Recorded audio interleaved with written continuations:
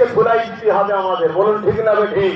কেন মাতৃভূমি সওয়ালের ব্যাপার যখন আসবে তখন মাতৃভূমির পাশে দাঁড়াতে হবে, এটা একটা ইমানদারের পরিচয়। কি ওলামা ভাইরা ভুল করছিলেন, সাক্ষী দেবেন বা ভুলে বলবেন ভাইরা, আমার নবী দেশকে ভালোবাসা শিখিয়েছে। আজকে সেই দেশের দিকে খেয়াল না দেওয়ার জন্যই আজকে দেশটা শেষ হয়ে যাচ্ছে।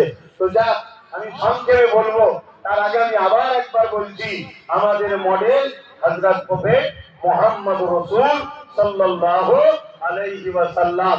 মুফতিকে সম্মান করি করবেন, ইমামকে সম্মান করি করবেন, পীরকে সম্মান করি করবেন, আলেমকে সম্মান করি করবেন। যদি আলেম পীর মুফতি দাবি নয়, রাসূলুল্লাহর পক্ষ ছেড়ে দিয়ে দুনিয়ার কোন তাগুতি শক্তির যদি দালাদাস হয়ে যায়, তাকে সম্মান করাটাও হারাম। শুনছেন না? তাকে সম্মান করাটা কি হারাম, চলবে না। কেন? ও প্রকাশ্য দুশমনের থেকেও খতরনাক মুনাফিক। কথা বুঝছেন না? বোঝেন না? আর একটু বলে দিই, ইসলাম দাঁড়িয়ে আছে দুটো পাট্টির উপরে। পাট্টি বোঝেন তো নাকি? ট্রেন যাইতে গেছেন, ট্রেন আপনাদের ট্রেন লাইনও নাই, কিন্তু কখনো তো বাইরে গেছেন না বাবা, দিবি সারা জীবন রয়ে গেছে। মুরব্বী বাপেরা বাইরে যান না কলকাতায়, ট্রেন দেখেছেন তো? ওই ট্রেনে দেখবেন দুটো পাট্টি বিছানো থাকে, তার উপর দিয়ে ট্রেনটা যায়। এই ট্রেনটা ধরুন ইসলাম, বুঝাবার জন্য বলছি, ট্রেনটা ইসলাম, এতে আপনি যাচ্ছেন, কিন্তু দুটো পাট্টি দরকার। ইসলামের রাস্তাও দুটো। কুনতুম খায়রা উম্মাতিন উখরিজাত লিন-নাস তা'মুরুনা বিল মা'রুফ ওয়া তানহাউনা আনিল মুনকার। বলুন কোরআনে আছে না? না, এটা কালামুল্লাহ, আল্লাহর কথা, আমার আব্বার কথা নয়, আমার দাদুর কথা নয়। এই চলো আমরা হুজুরের কথা মানবো না, আমি অন্য হুজুরের মুরিদ, ঠিক আছে বাবা যা, কিন্তু এটা আল্লাহর কথা, প্রত্যেককে মানতে হবে। আল্লাহ কোরআনে বলছেন, কুনতুম খায়রা উম্মাতিন উখরিজাত লিন-নাস তা'মুরুনা বিল মা'রুফ ওয়া তানহাউনা আনিল মুনকার। তোমরা ভালো কাজ করো, অন্যায়কে মিটিয়ে দাও। অন্যায়কে কি জোরে বলো? ভালো কাজের আদেশ দাও, অন্যায়কে মিটিয়ে দাও। ভালো কাজ করো, করার আদেশ দাও, অন্যায় করো না, অন্যায়কে মিটিয়ে দাও। মনে রাখবেন, আমার নবী 11 বছর ধরে এই পৃথিবীর যত অত্যাচার ছিল, জালিম ছিল, অত্যাচারী শাসক ছিল, সবার বিরুদ্ধে আল্লাহ নবী সংগ্রাম করেছে, লড়াই করেছে। আল্লাহ নবী অন্যায়কে মিটিয়েছে, নারীর অধিকার দিয়েছে, এতিমের অধিকার দিয়েছে, বিধবার অধিকার দিয়েছে, গরিবের অধিকার দিয়েছে, ইনসাফ দিয়েছে, ইনসানিয়ত দিয়েছে।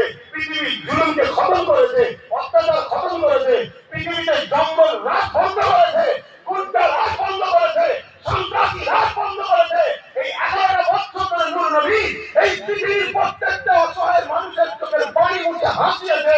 তখন পৃথিবী জঙ্গল রাজ বন্ধ হয়ে গিয়ে পৃথিবী যখন পরিষ্কার হয়ে গেছে, তখন আমার আল্লাহ বলেছেন, বন্ধু এবারে মেয়েরাজে আসুন।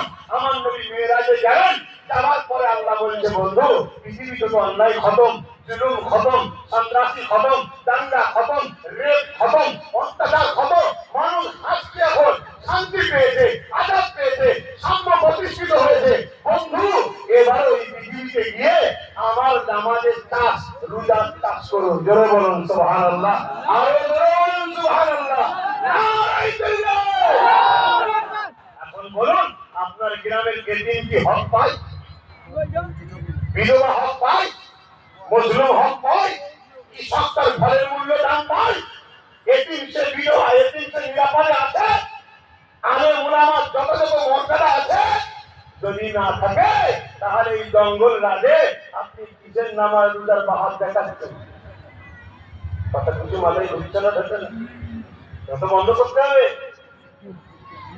কি গো বাপ, অসুবিধা হচ্ছে নাকি? কি বারবার বলছি আপনাকে আসতে হবে, আসতে হবে। আমি শুধু বলছি ঠিক আছে, পরে কথা হবে, কারণ আমি দেখছি আগে আমার ঘড়িতে দিতে পারি। কেন এই দিক থেকে অনেক দাওয়াত করতে যায়, আমি সবাইকে বলি সব তো খুব ভালো, যেতে পারি তো। কেন? তোরা তোরা স্বাধীন নয়, তোরা স্বাধীন নয়।